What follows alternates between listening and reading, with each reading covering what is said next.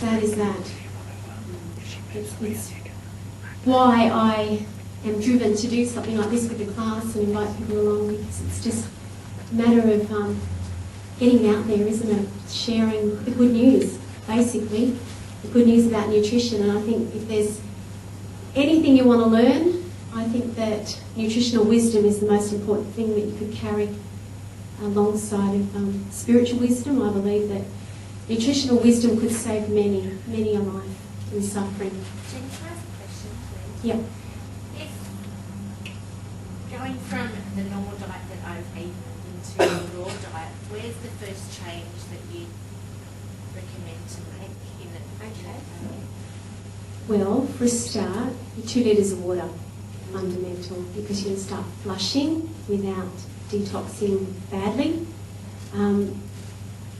Once upon a time, people could do a water fast, and 100 years ago, that would have been fine. But the amount of toxins in our bodies today, and they've tested umbilical cords, the fetal blood of unborn babies, and they said, they've got around 200. They did this just recently.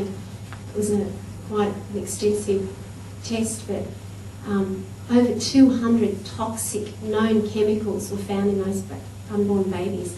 So, basically children are being born today and they're genetically modified. We are eating processed foods, and particularly this generation, are going to bring disease in. Anyway, back to your question. Sorry, I always trip off. So I would say water, as David Wolf said, and this has been a practice of mine for so long. It may sound to you, I couldn't stomach 2 litres of water first thing in the morning, but trust me, that was my reaction at first. But to actually get up before you even start getting into your food, if you are able to sip on some water, and I get dressed, I walk the dogs, I have my 2 litres of water. And what's happening is, because you've been fasted all night, you've had your 8 hours of not eating, your body continues to fast. It detoxes and it's throwing out the garbage basically through your bowels, and it's not unpleasant. As with,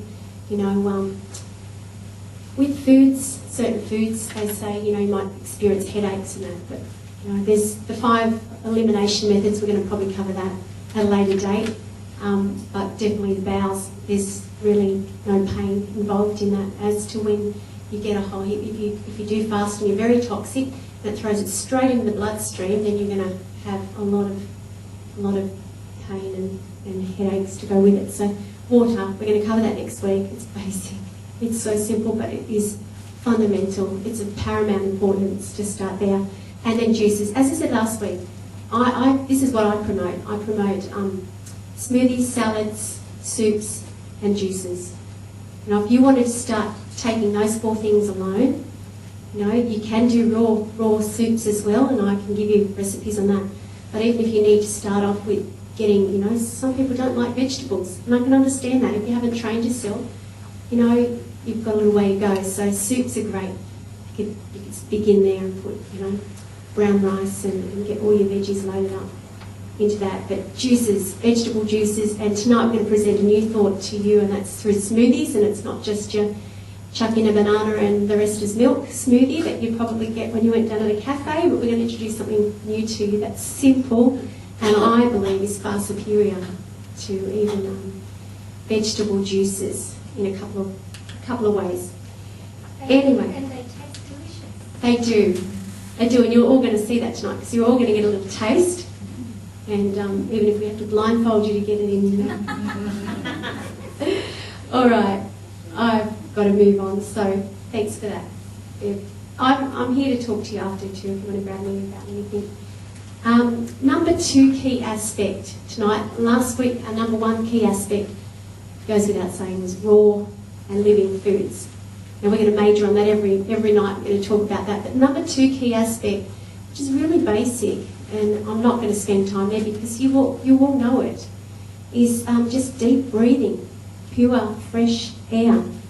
The truth is that cancer, a person with cancer has usually got, cancer dwells in anaerobic, which is an oxygen depleted system, and acidic. And last week we covered alkaline and acid balance. There was some sheets, they're gone, I'll get some for next week, but it's also on my website, so if you want to go and and take a look at what we talked about last week. That's the fundamental fact of regaining your health, is getting yourself alkalised. Now, I do have a pH test kit, which we did last week too. Everyone was quite quick to come up, and I'll put that down the back too. You can grab that and do your saliva test as you stand there if you would like to.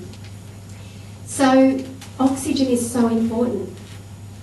You know, just breathing today can be a health hazard.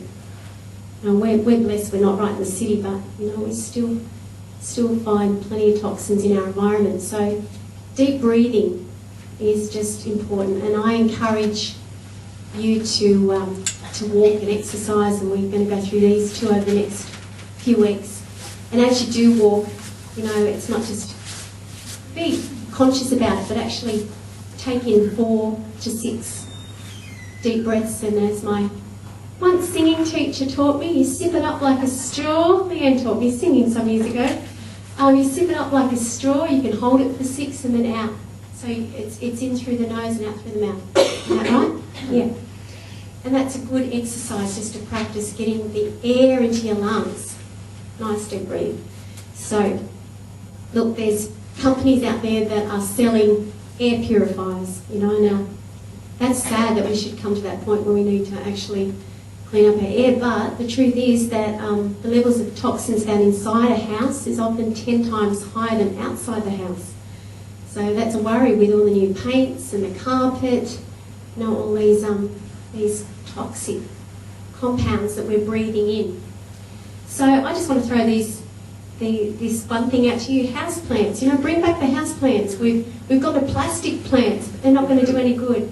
You know, if you're in an office, put a little plant on your desk, and just really quick. Palms, ferns, peace lilies, spider plants, chrysanthemums, ivy, and dracaena are just among the top ones that are really good in actually taking the dioxins out of the air. And we need this. We need to be conscious of that.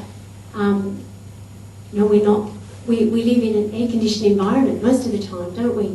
You know, we have a pretty temperate climate, but you know, in summer there's a lot of people that go from work in an air-conditioned environment to home to an air-conditioned environment. So I encourage you, open up your windows at night and get the fresh air. You know, we often do even when it's cold, we've got the doona pulled up, but you're breathing that fresh, deep air.